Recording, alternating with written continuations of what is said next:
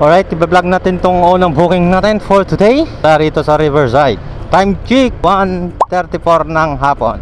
1:34 ng hapon tayo makapagsimula sa unang booking natin. Dito tayo sa 3rd Street.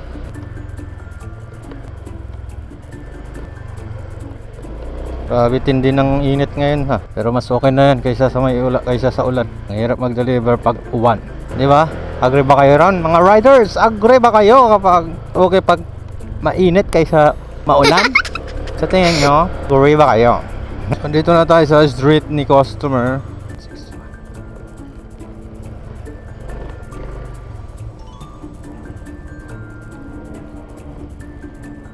Grab ma'am. Yung drop off. Drop off. Si Clarence ma'am. Dito niya. Dito Clarence lang nakalagay eh. Teka, check ko kuya ha. Po. Si Trina Cortez yung nagbook ma'am eh. Kuya, ano mo? Name? Russell Navas po. Dana Cortez yan. Apo ma'am. Pag-advise naman dun sa staff, pa-doorbell na lang sa 161, may tao dyan. Okay, sige po. Trina Cortez po, ang pakisabi. Sige ma'am. Thank you.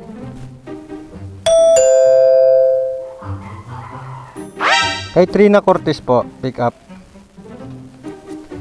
Thank you. Alright, pick up this item. Pagkain ata to.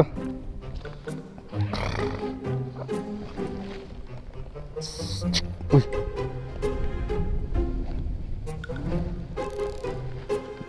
Gumagapang ah. Let's go! Soho Central Private Residence Main Entrance, Shaw Boulevard, corner Mayflower Street. So meron tayong 7.6 kilometers sa nagkakalaga ng 120 pesos. Ano na to?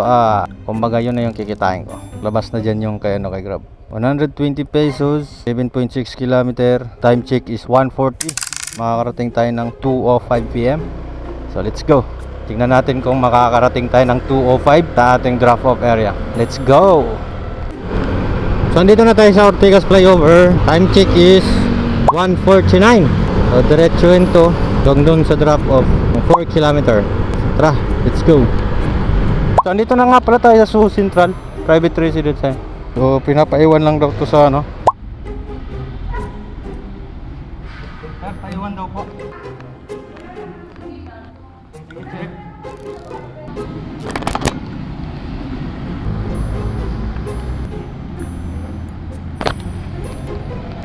Alright, tapos na natin yung unang booking.